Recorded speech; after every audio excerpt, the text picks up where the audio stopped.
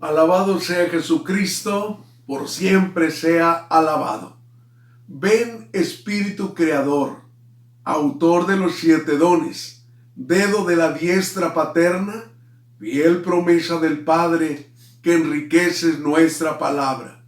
Ilumina los sentidos, infunde amor en los corazones y conforta sin cesar nuestra fragilidad. Amén. Espíritu Santo, fuente de luz, ilumínanos. Queridos amigos, les doy la bienvenida a esta serie de conferencias en torno a este libro tan hermoso que nos ha escrito el Padre Raniero Cantalamessa, Ven Espíritu Creador. Ahora me ha tocado compartir con ustedes, tú pones en los labios la palabra. Ahí lo acabamos de hacer oración, autor de los 7 dones, dedo de la diestra paterna, fiel promesa del Padre, tú pones en los labios la palabra. Espíritu y palabra, ruaj y dabar, son las dos grandes fuerzas que juntas crean y están moviendo el mundo, el cosmos, el universo. De hecho, el Salmo 33 en el verso 6 nos dice: la palabra del Señor hizo los cielos y el aliento de su boca todas sus estrellas. O Isaías, cuando nos habla del futuro rey Mesías en el capítulo 11, en el verso 4 nos dice: herirá al violento con la vara de su boca, con el soplo de sus labios matará al malvado. Palabra de Dios. Así nos habla el profeta Isaías, indicando la misión del futuro rey Mesías. Va con la vara de su boca a herir al violento y con el soplo de sus labios dará muerte a los malvados. A los mismos profetas se les consideraba en ocasiones hombres de la palabra y también hombres del Espíritu. La palabra de Dios viene sobre ellos y los constituye profetas, pero es el Espíritu del Señor el que realiza la misión en ellos. Así, cuando también nos habla el profeta Isaías del futuro rey Mesías, dice: el Espíritu del Señor está sobre mí, porque Él me ha ungido y me ha enviado para dar a los hombres la buena noticia, a los que sufren, para vendar a los corazones desgarrados. Así es que el Espíritu Santo es el que toca a los profetas con su palabra y también con su fuerza. Así lo dice Isaías 59:21. El Espíritu que te he infundido y las palabras que te he confiado estarán siempre en tus labios. Otra vez, palabra y Espíritu están en la vida del profeta. El Espíritu, pues, es el que da la palabra y es dado también por la palabra. Así lo encontramos en la revelación. El Espíritu nos da la palabra. En efecto, dice San Pedro en la segunda carta, en el capítulo 1, en el verso 21, impulsados por el Espíritu Santo, algunos hombres hablaron de parte de Dios, pero después es esta misma palabra que se hace palabra de Dios, Escritura Santa, la que leída con fe da el Espíritu Santo, inspirada por el Espíritu, se convierte en inspirante del Espíritu. Esto lo vemos todavía más claro en la redención que encontramos. Cristo se encarnó por el Espíritu. El Espíritu hizo que la palabra eterna de Dios se hiciera hombre en el vientre de María.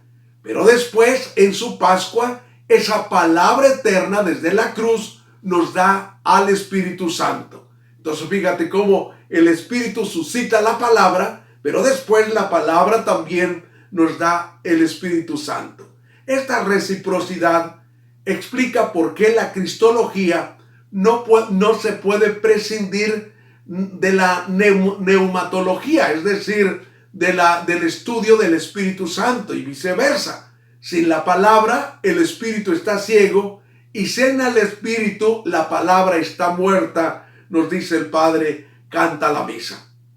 Para el autor del Beni Creator, el momento en que el Espíritu pone en los labios la palabra divina, la fuerza de Dios, es precisamente en Pentecostés. Hay un escritor espiritual, San Beda el Venerable, que de manera hermosa lo expresó así. Escuchen qué hermoso dice San Beda. En lenguas que de fuego parecían, aquel que da la lengua es creador. Bajó sobre los fieles reunidos y el don de la palabra les cumplió.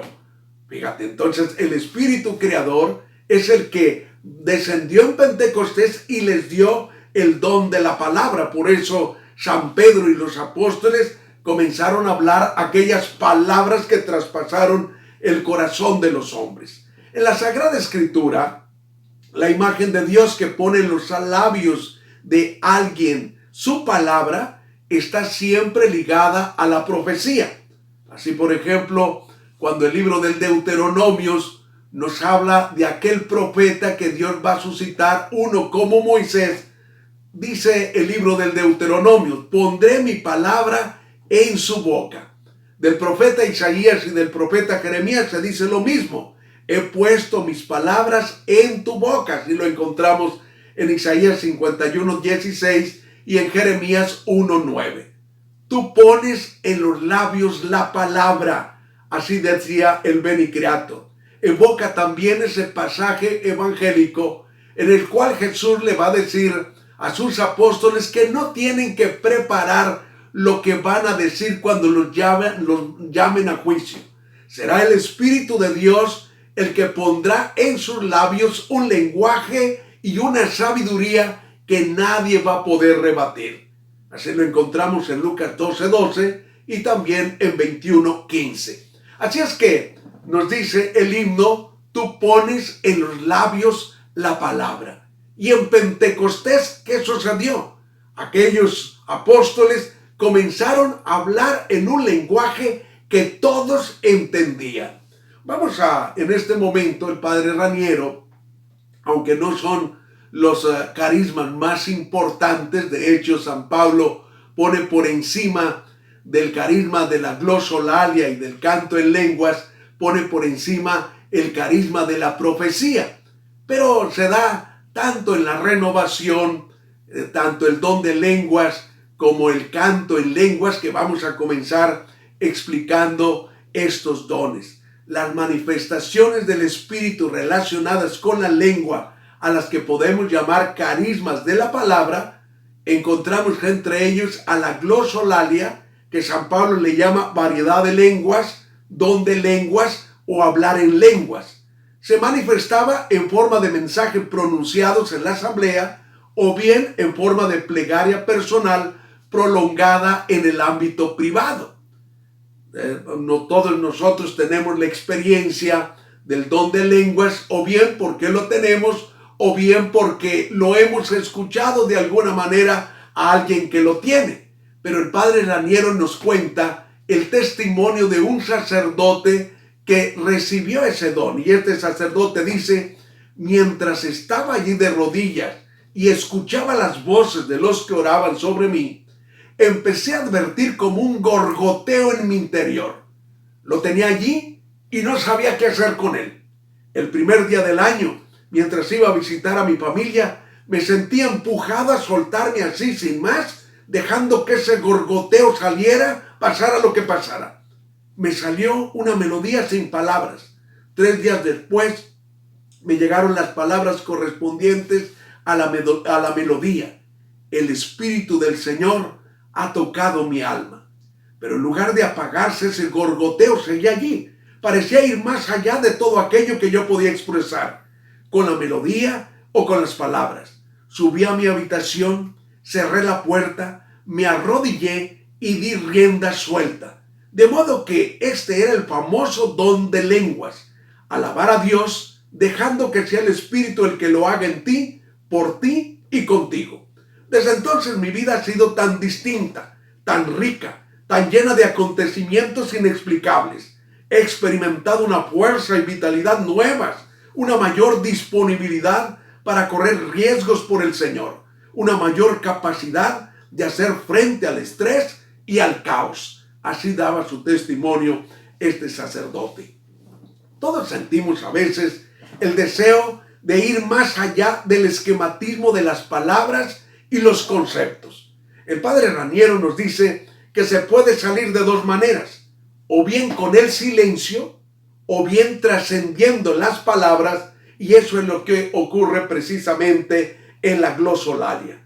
Algunos han querido ligar el don de lenguas como una manifestación de que ya se recibió el Espíritu Santo, sobre todo en el campo protestante. Sin embargo, dice el padre Raniero, eso no puede ser posible, porque no todos reciben el don de lenguas, como dice el apóstol San Pablo, y eso no quiere decir que no hayan recibido el Espíritu Santo. Así como no todos son apóstoles y no todos realizan milagros, del mismo modo, para el apóstol, no todos hablan en lengua. Hacer de este único carisma un carisma obligatorio para todo el mundo significa darle un estatuto especial y quitarlo del cómputo mismo de los carismas que son por definición concedidos por Dios cuando Él quiere y cuando quiere. El don de lenguas, como muchos otros fenómenos sobrenaturales, puede ser falsificado por Satanás y entonces necesitamos el discernimiento. Yo creo, dice el padre Cantalamessa, que sin duda hay que animar a las personas a que se abran a este don y lo cultiven, sobre todo como forma de oración personal para beneficiarse a sí mismo. Pero también no hay que obligar a que todos lo tengan, porque este es un carisma que el Espíritu lo da a quien quiere y cuando quiere. Así es que eso es lo que dice acerca de la glosolalia, que es un regalo del Espíritu. Además, el padre Raniero da un consejo a los que no tienen este don y que les pueden reprochar. Si has recibido el Espíritu Santo, entonces ¿por qué no hablas en lenguas? Y él dice que hay que contestar citando a San Agustín. Pues claro que hablo en lenguas. Por la caridad pertenezco de hecho a ese cuerpo, la iglesia, que habla todas las lenguas, y en cada una de ellas se proclama la grandeza de Dios. Así dice el padre Raniero, que hay que contestar a aquellos que nos reprochen. El canto de lenguas es el otro regalo del Espíritu Santo ligado al carisma de la palabra. Esto lo encontramos en 1 Corintios capítulo 14, verso 15. Así nos dice el apóstol de los gentiles: oraré movido por el Espíritu, pero intentando entender lo que digo. Cantaré movido por el Espíritu, pero intentando entender lo que canto. Y después en Efesios 5, 18, 19, alude a este cantar inspirado y carismático. Llénense del Espíritu y reciten entre ustedes salmos, himnos y cánticos inspirados. Canten y toquen para el Señor con todo su corazón. Palabra de Dios. Entonces fíjate cómo invita el apóstol a cantar y a tocar con todo el corazón. La experiencia que tenemos del canto en lenguas es que aglutina a toda una asamblea, haciendo de ella verdaderamente un solo corazón y una sola alma. Sirve para expresar adoración, alabanza, júbilo y un agradecimiento sereno y majestuoso a Dios. Es sin duda un modo que utiliza el Espíritu para edificar a la comunidad, para manifestar su presencia. En una palabra, es un carisma, un regalo de Dios para su pueblo. Y todos ustedes han tenido esa experiencia, cómo vibra nuestro corazón, cómo se levanta el alma cuando comienza ese canto en lenguas, ese canto inspirado. San Agustín, comentando el Salmo 33, en el verso 3, que es una invitación que nos dice: cántenle un cántico nuevo. San Agustín explica, ¿qué significa cantar un cántico nuevo? Entender, sin poder explicar con palabras, aquello que se canta con el corazón. En efecto, aquellos que cantan, o bien mientras ciegan, o bien mientras vendimian, o bien cuando están ocupados con ardor en alguna otra actividad, empiezan por las palabras de los cantos a exultar de gozo, pero después, casi invadidos por tanta alegría que ya no les cabe ni pueden expresar con palabras, dejan caer las sílabas de las palabras y se entregan a un cántico nuevo. Se trata de un determinado sonido que indica que el corazón quiere expresar aquello que no se puede decir. ¿Y a quién conviene este cántico nuevo si no es al Dios inefable? De hecho, inefable es aquello que no se puede decir. Y si no puedes decirlo, pero tampoco puedes callarlo, ¿qué es lo que te queda sino empezar un cántico nuevo? De modo que el corazón se abre a un gozo sin palabras y el gozo se dilata inmensamente más allá de los límites de las sílabas. Así es que el canto inspirado ya lo encontramos en los padres de la iglesia. Sin embargo, hablar de canto inspirado no significa o no es lo mismo hablar de canto en lenguas. San Pablo también habla de un canto que se entiende, un canto que construye a la comunidad cristiana, que se hace con fe y en íntima participación. Nosotros tenemos en la renovación el montón de cantos que cuando nosotros escuchamos decimos, este es un verdadero cántico inspirado. ¿Quién no ha escuchado qué detalle, Señor, has tenido conmigo? Y cuando le escuchas sientes vibrar tu corazón. O aquel canto de vive Jesús el Señor, o Jesús está vivo, y tantos otros cánticos que podemos citar. Por su inspiración, elevación y libertad, su ritmo y armonía, el canto es quizá el medio expresivo más connatural al Espíritu Santo. Sin duda, el más adecuado para hablar a Dios y de Dios. San Basilio nos da su testimonio, lo mismo San Agustín. Fueron dos hombres que fueron tocados por el canto de sus comunidades. San Basilio nos cuenta que cuando él llegó a la asamblea de su comunidad, se sintió invadido por ese canto inspirado de la comunidad. San Agustín nos da el testimonio de la catedral de San Ambrosio, cómo cantaban aquellos himnos que lo llevaban a él hasta las lágrimas. Vamos a escuchar estos dos testimonios. El mar es hermoso, dice San Basilio, y atrae a Dios los elogios, pero es mucho más bonita esta asamblea en la que el ruido mezclado de las voces se parece al flujo de las olas que se rompen en la playa. Una sola voz de hombres, mujeres y niños se levantan en medio de las plegarias que elevamos a Dios. Una calma profunda mantiene ese coro en la paz.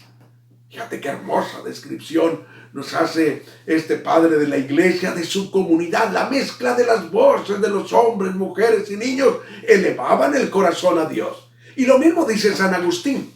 Cuánto lloré también oyendo los himnos y cánticos que para alabanza de ustedes se cantaban en la iglesia, cuyo suave acento me conmovía fuertemente y me excitaba devoción y ternura.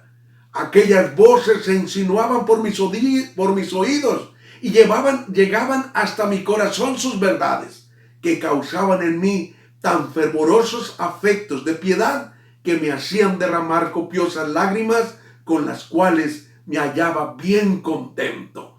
La iglesia, tanto la iglesia griega como la iglesia latina, como la queremos llamar, iglesia oriental e iglesia occidental, ha reconocido desde muy antiguo esa función insustituible de la música sacra. De hecho, la Constitución dogmática sobre la Sagrada Liturgia nos dice: la finalidad de la música sacra es la gloria de Dios y la santificación de las almas, porque eso es con lo que se logra cuando el Espíritu Santo inspira estos cantos. Hay otros carismas ligados a la palabra, al carisma de la palabra, que ya lo decíamos y lo anunciábamos. Un carisma muy apreciado por el apóstol San Pablo, que era el carisma de la profecía. Fíjate lo que dice el apóstol de los gentiles. En cuanto a los demás dones, aspiren sobre todo al de la profecía, es decir, hablar en nombre de Dios. El que habla en nombre de Dios, habla a los hombres, los ayuda espiritualmente, los anima y los consuela. El que se expresa en un lenguaje misterioso se beneficia a sí mismo. En cambio, el que habla en nombre de Dios contribuye al bien de la iglesia.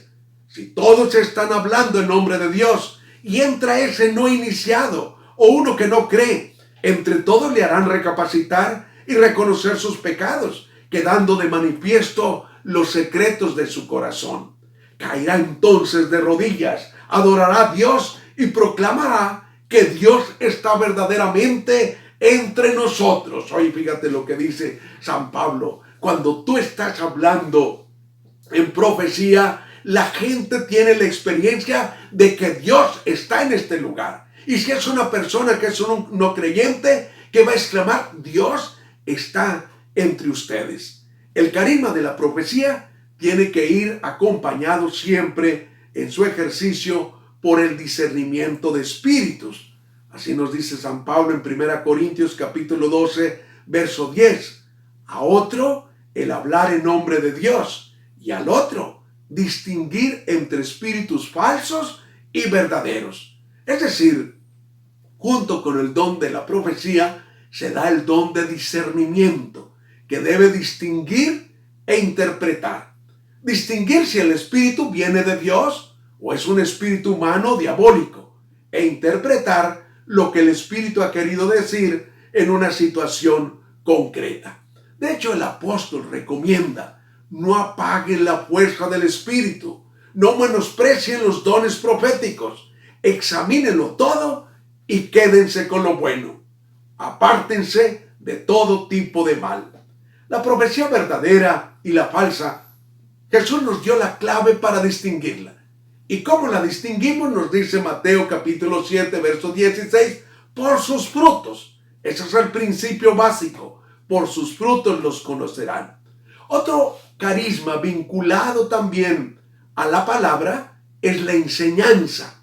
La enseñanza, que a diferencia de la profecía que indica una palabra nueva de Dios, la enseñanza indica la capacidad de captar nuevas implicaciones en la palabra de Dios que ya conocemos, tanto del Antiguo Testamento como del Evangelio. Por eso el Padre Raniero nos dice acerca del Espíritu Santo.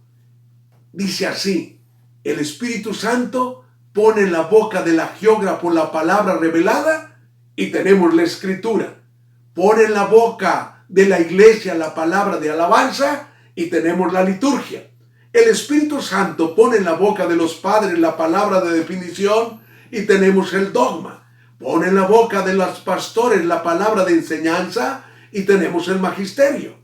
El Espíritu Santo pone en la boca del predicador la palabra Jesús es el Señor y tenemos la evangelización. Pone en la boca del sacerdote las palabras de la consagración y tenemos la Eucaristía. Pone en la boca de los hijos el grito Abba, Padre, y tenemos la plegaria cristiana. El Espíritu Santo pone en la boca del inspirado una palabra de fuego y tenemos la profecía. Pone un cántico nuevo en la boca de quienes han saboreado el vino nuevo y tenemos el canto en lenguas. Así es como el apóstol Raniero explica esa acción del Espíritu Santo que suscita la palabra. Hay un elemento común que une todos los carismas que acabamos de mencionar. En todos ellos es el Espíritu Santo el que se introduce misteriosamente en el lenguaje humano, confiriéndole una calidad absolutamente nueva. De hecho, el apóstol San Pedro, les vuelvo a repetir ese texto que ya la señalé y que el apóstol habla precisamente de la profecía en el Antiguo Testamento. Impulsados por el Espíritu Santo, algunos hombres hablaron de parte de Dios. Y todavía los hombres siguen hablando impulsados por el Espíritu Santo. Esto se produce sobre todo cuando se proclama el querigma de Jesucristo muerto y resucitado en espíritu y con poder. Me llama mucho la atención el texto de Pentecostés. Como San Pedro, aquel hombre que no tenía un conocimiento grande de las letras, que era una gente sencilla, humilde, un pescador, cómo predicó con aquella fuerza y aquel poder que tocó el corazón de aquellos hombres que lo escuchaban. Y cómo ellos, tocados en su corazón, le preguntaron: ¿qué tenemos que hacer?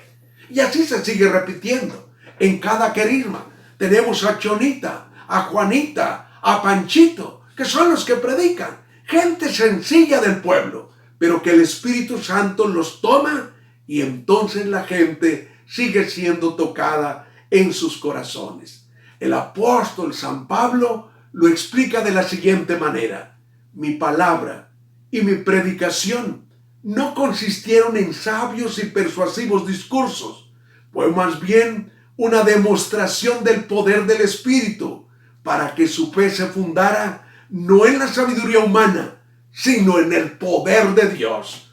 Fíjate, el predicador habla con el poder del Espíritu, no son sus palabras, no es su sabiduría. Y así la fe de los cristianos se funda en ese poder de Dios. En 1 Tesalonicenses 1:5 dice: el evangelio que les anunciamos no se redujo a meras palabras, sino que estuvo acompañado de la fuerza y la plenitud del Espíritu Santo, palabra de Dios. Entonces, fíjate, Pablo predicaba con la fuerza y el poder del Espíritu. Pero esto no es novedad.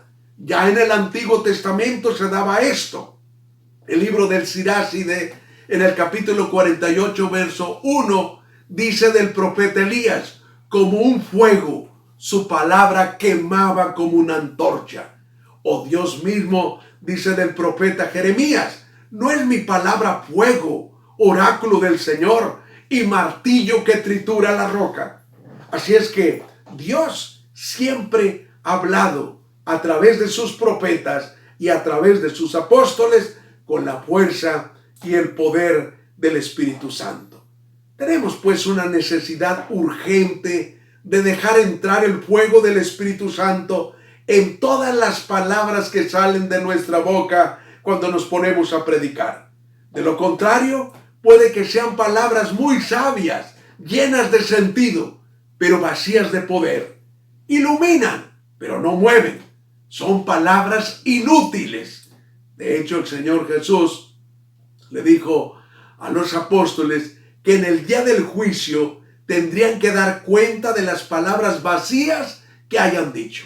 Es decir, de las palabras inútiles, de las palabras sin sentido. Lea usted Mateo capítulo 12, verso 36. No falta pues insistir mucho en el hecho de que sin el Espíritu Santo no puede haber una auténtica proclamación y misión. Ahora tenemos que preguntarnos, ¿qué hay que hacer para permitir al Espíritu Santo que ponga verdaderamente en nuestra boca su palabra? Y para eso volvemos al relato de Pentecostés, en el cual el evangelista San Lucas quiso poner un contraste con Babel. En Babel todos hablaban todavía la misma lengua, y sin embargo llegó un momento en que dejaron de entenderse entre ellos. En Pentecostés todos hablaban lenguas diferentes, y sin embargo cada cual podía entender.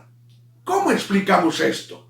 ¿De qué manera nosotros podemos comprender por qué en Babel los que hablaban la misma lengua no se entendían y en Pentecostés los que tenían distintas lenguas se comenzaron a entender? Y la respuesta nos la da el mismo texto sagrado. Cuando el libro del Génesis nos dice las intenciones de la construcción de la Torre de Babel, fíjate lo que dice.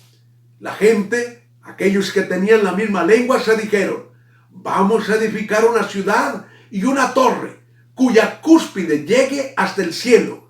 Así nos haremos famosos y no nos dispersaremos sobre la faz de la tierra. Ellos pues quieren hacerse famosos. Les anima el deseo de poder y de autoafirmación. Ahora veamos lo que pasó en Pentecostés. En Pentecostés, la gente que escuchó a los apóstoles proclamar el mensaje de salvación comentaban lo siguiente: los oímos proclamar en nuestras lenguas la grandeza de Dios. Aquí está la diferencia. Todos comprenden a los apóstoles porque ellos no hablan de sí mismos, sino de Dios. No piensan en hacerse famosos, sino en hacer famoso a Dios. Se ha producido pues la gran conversión del yo a Dios. lo que decía Jesús: si alguno quiere ser mi discípulo, niéguese a sí mismo, tome su cruz y sígame. Los apóstoles han muerto a su propia gloria. Por eso el Espíritu puede poner en su boca la palabra. Él no puede hacerse cómplice de nuestra vanidad, ni puede poner su poder al servicio de nuestra ambición. Y esa fue la razón por la cual la gente de Babel dejó de entenderse y por qué en Pentecostés todos se comprendieron. La gente de Babel, es verdad, era una gente piadosa que quería construir una torre para acercarse a Dios. ¿Cuál fue entonces su pecado? Ellos no querían construir un templo a Dios. Sí, construían un templo, pero no para Dios. Era para la gloria de ellos y no para la gloria de Pentecostés. Babel y Pentecostés son dos obras que permanecen abiertas en la historia. San Agustín basó en esto su obra tan maravillosa de la ciudad de Dios, Babel y Pentecostés. En el mundo hay dos ciudades pues en construcción: la ciudad de Babilonia, fundada en el amor a uno mismo, que nos lleva hasta el desprecio de Dios, y la ciudad de Dios, la Nueva Jerusalén, fundada en el amor a Dios, que nos lleva hasta el desprecio de nosotros mismos. Así es que, mis hermanos, si queremos que el Espíritu Santo ponga en nuestros labios la palabra, tenemos que vivir en esta constante actitud de morir a nuestra propia gloria y buscar siempre la gloria de Dios. Que no nos vaya a pasar lo que le sucedió a aquel predicador que hablaba tanto de sí mismo que un día uno de los oyentes le dijo: hermano, agáchate tantito porque no nos dejas ver a Cristo. O que nos vaya a pasar lo que al burrito del Domingo de Ramos, que pensaba que todas las alabanzas eran para él, pero no se daba cuenta que la alabanza y la gloria eran para aquel que él llevaba. ¿Quieres tú que el Espíritu Santo hable por tu boca? Es necesario que en este momento tú te despojes de ti mismo y entonces comiences a proclamar las maravillas de tu Señor. Comiences a buscar la grandeza de tu Dios. Quiero que terminemos con una plegaria muy hermosa de un místico armenio, Gregorio de Narek. Fíjese qué hermosa plegaria escribió él.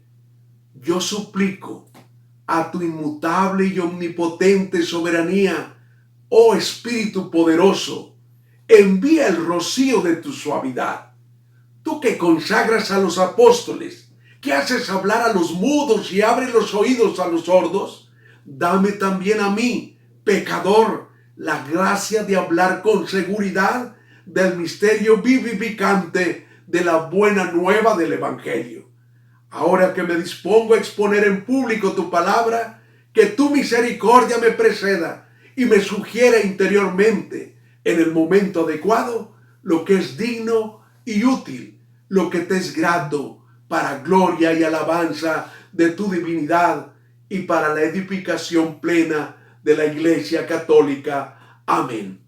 Vamos a orar juntos con este canto y vamos a pedirle al Señor que también a nosotros nos llene de su Espíritu, porque al igual que Jesús, queremos llevar esta buena nueva a los pobres, pero ungidos por la fuerza y el poder de su Espíritu. El Espíritu del Señor está sobre mí y me ha enviado a proclamar la buena nueva a los pobres, a sanar los corazones quebrantados, a romper las cadenas de la esclavitud y a proclamar el año de gracia del Señor. Hoy se ha cumplido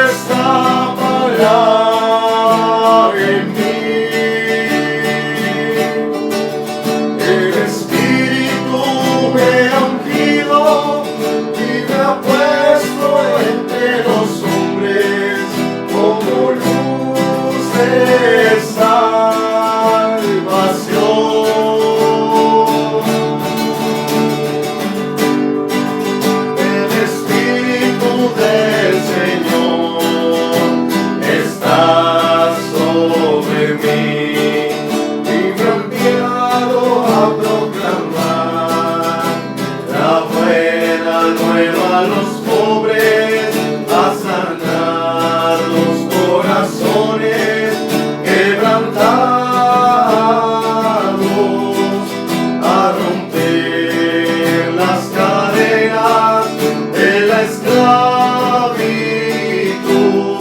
y a proclamar el año de gracia del Señor.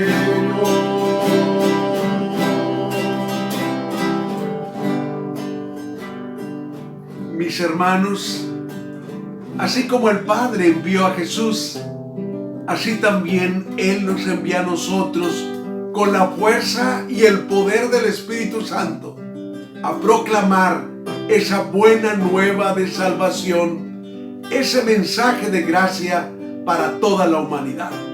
Jesucristo es el Señor, para gloria de Dios Padre. Amén.